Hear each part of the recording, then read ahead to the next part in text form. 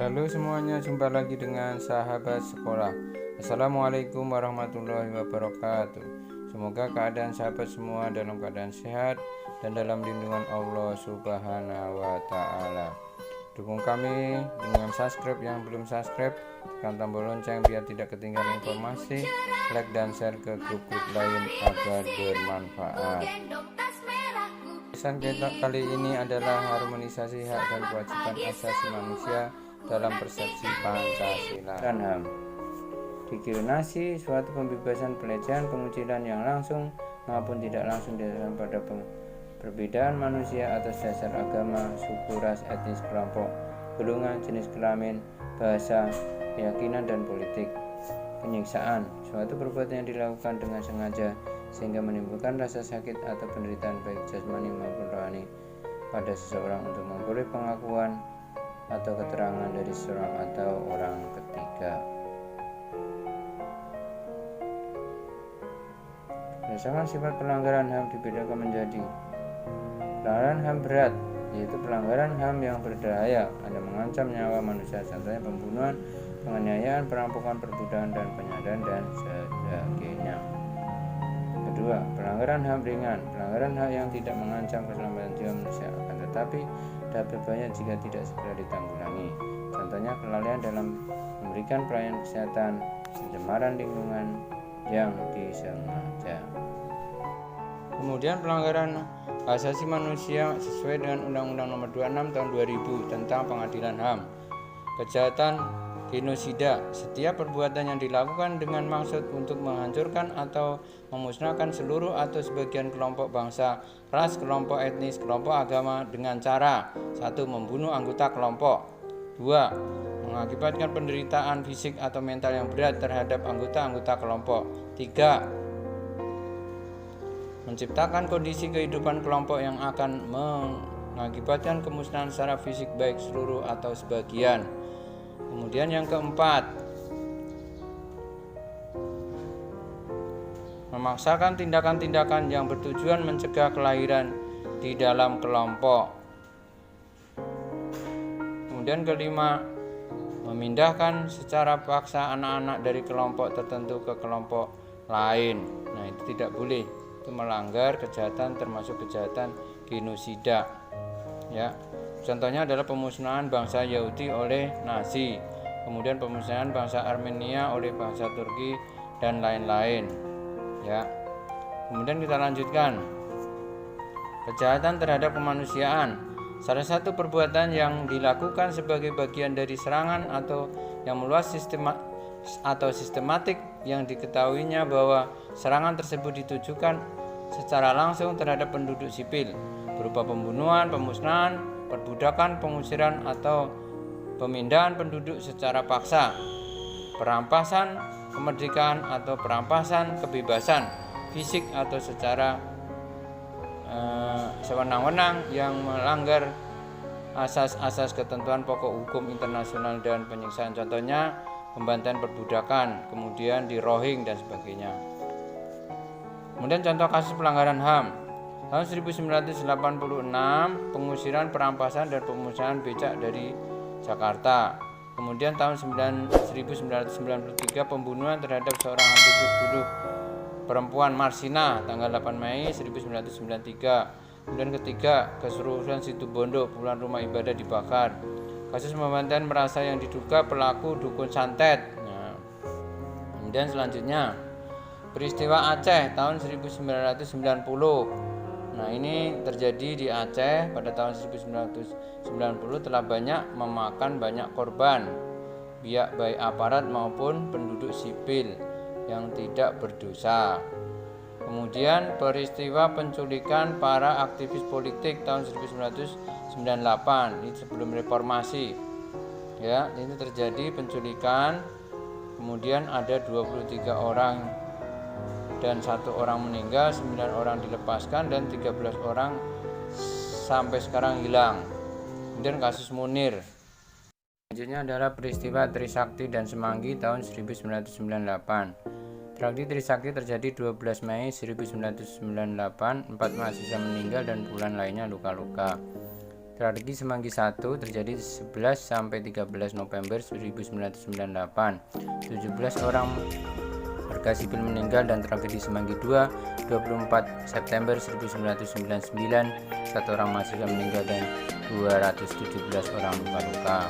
Kemudian kasus Poso tahun 1998 sampai 2000, terjadi bentrokan di Poso yang memakan banyak korban, diakhiri dengan bentuknya forum komunikasi umat beragama di Kabupaten Daerah Tingkat 2 Poso. Kemudian kasus Dayak Madura, terjadi bentrokan antara suku Dayak dan Madura yang pertikaian etnis yang memakan banyak korban dan kedua belah pihak.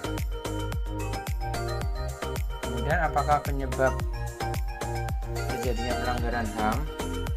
Dalam kenyataannya manusia suka lupa diri bahwa di sekitarnya terdapat manusia yang mempunyai kedudukan yang sama dengan dirinya. Namun dengan ketamakannya manusia sering melabrak hak asasi sesamanya dengan alasan yang tidak jelas.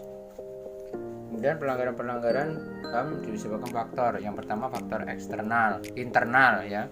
Dorongan untuk melakukan pelanggaran HAM yang berasal dari diri pelaku pelanggar HAM. Contohnya sikap egois, kemudian terlalu mementingkan diri sendiri, rendah kesadaran asasi manusia, sikap tidak toleran. Kemudian eksternalnya, faktor dari luarnya adalah contohnya menyalahgunakan kekuasaan ya, kemudian ketidaktegasan aparat penegak hukum, kemudian penyalahgunaan teknologi, kesengajaan sosial dan ekonomi yang tinggi. Itu pelanggaran HAM, faktor-faktor pelanggaran HAM. Upaya pemerintah dalam menegakkan hak asasi manusia ya. Yang pertama membentuk Komisi Nasional Hak Asasi Manusia, Kepres nomor 50 tahun 93. Kemudian mengeluarkan Undang-Undang nomor 39 tahun 1999. Kemudian menandatangani peraturan pemerintah PP nomor 20 tahun 2002 tentang cara perlindungan terhadap korban dan saksi dalam pelanggaran hak asasi manusia yang berat. Nah, itu upaya pemerintah dalam menegakkan hak asasi manusia. Peran masyarakat dalam menegakkan hak asasi manusia. 1. Ikut mensosialisasikan Undang-Undang Nomor 39 Tahun 1999 lewat pertemuan remaja, PKK, dan lain-lain. 2. Keberanian untuk menyampaikan laporan terhadap pelanggaran HAM. Kemudian keberanian untuk menjadi saksi terhadap kasus pelanggaran hak asasi manusia. Contoh perilaku sebagai bentuk dukungan terhadap upaya penegakan HAM. Nah, ini kalian cari ya selebihnya. Contohnya kalau yang pertama, di lingkungan keluarga menghormati dan menyayangi adik kakak. Itu selanjutnya apa? Silakan cari sendiri. Kemudian di lingkungan sekolah tidak memasang kehendak kepada teman atau guru. Kemudian selanjutnya cari sendiri.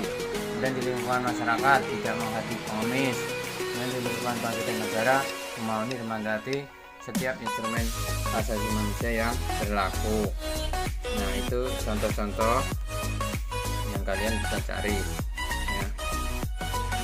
Sekarang upaya penegakan hak asasi manusia. Yang pertama adalah hukum acara yang digunakan dalam pengadilan HAM adalah Kitab Undang-Undang Hukum Acara Pidana KUHP sepanjang tidak diatur secara khusus oleh Undang-Undang Nomor 26 Tahun 2000. Ya, adapun proses penyelesaian pelanggaran berat HAM Undang-Undang Nomor 26 Tahun 2000 adalah sebagai berikut. Penyelidikan dilakukan oleh Komisi Nasional Hak Asasi Manusia. Hal ini bertujuan adanya objektivitas hasil penyidikan. Apabila dilakukan oleh lembaga independen, maka penyidikan melakukan penyidikan dan pemeriksaan terhadap peristiwa yang timbul dalam masyarakat berdasarkan sifat atau lingkupnya patut diduga terdapat pelanggaran berat HAM.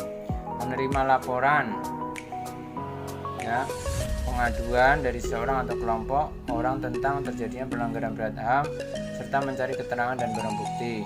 Panggil pihak pengadu korban, pihak yang diadukan untuk dimintai keterangan, memanggil saksi untuk dimintai kesaksian, meninjau dan mengumpulkan keterangan tempat kejadian dan tempat lainnya jika dianggap perlu. Memanggil pihak terkait untuk melakukan keterangan secara tulis atau menyerahkan dokumen yang diperlukan sesuai dengan aslinya. Kemudian atas perintah ini dapat melakukan tindakan berupa pemeriksaan surat, penggeledahan, penyitaan, dan pemeriksaan tempat mendatangan ahli dalam hubungan dengan penyelidikan. Kemudian penyelidikan pelanggaran berat HAM dilakukan oleh Jaksa Agung.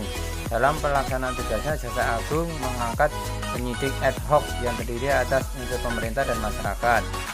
Nah, syarat-syarat untuk menjadi penyidik ad hoc antara lain yaitu: 1. Warga negara Indonesia berumur kurang-kurangnya 40 dan sampai 65 tahun, berpendidikan sarjana hukum atau sarjana lain yang mempunyai keahlian di bidang hukum, sehat jasmani dan rohani, berwibawa jujur, adil dan berkelakuan baik. Kemudian selanjutnya adalah setia kepada Pancasila dan Undang-Undang Dasar 1945, memiliki pengetahuan dan kebudayaan di bidang hak asasi manusia. Kita lanjutkan. Ya, penyelidikan diselesaikan paling lambat 90 hari terhitung sejak tanggal hasil penyelidikan diterima dinyatakan lengkap oleh penyidik. Penyelidikan dapat diperpanjang 90 hari oleh Ketua Pengadilan HAM sesuai dengan daerah hukumnya dan dapat diperpanjang 60 hari. Jika pada waktu tersebut penyidikan tidak juga menyelesaikan, maka dikeluarkan surat perintah penghentian penyidikan oleh Jaksa Agung. Penuntutan dilakukan oleh Jaksa Agung. Jaksa Agung dapat mengangkat penuntut umum ad hoc terdiri dari unsur pemerintah dan masyarakat. Syaratnya sama seperti penyidik ad hoc. Ya. Kemudian pemeriksaan dan pengadilan. Pemeriksaan perkara pelanggaran berat HAM dilakukan oleh Majelis Hakim Pengadilan HAM berjumlah 5 orang, terdiri dari 2 orang hakim dan pengadilan dan 3 orang hakim ad hoc. Syarat-syarat menjadi hakim ad hoc: 1. Warga negara Indonesia, bertakwa kepada Tuhan Yang Maha Esa, berumur kurang-kurangnya 45 tahun dan paling tinggi 65 tahun, berpendidikan sarjana hukum dan sarjana lain yang mempunyai keahlian di bidang hukum. Kemudian sehat jasmani dan rohani, berwibawa jujur dan adil dan berkelakuan baik, setia kepada Pancasila Undang-Undang Dasar 45, memiliki pengetahuan kepedulian di bidang hak asasi. Kemudian perkara paling lama 180 hari diperiksa dan diputuskan sejak perkara dilimpahkan ke Pengadilan HAM. Banding pada Pengadilan Tinggi dilakukan lamanya 90 hari. Kemudian dilimpahkan ke Pengadilan Tinggi, kasasi paling lama 90 hari sejak perkara dilimpahkan ke Mahkamah Agung. Sekian, kalau ada pertanyaan silakan tulis di kolom komentar.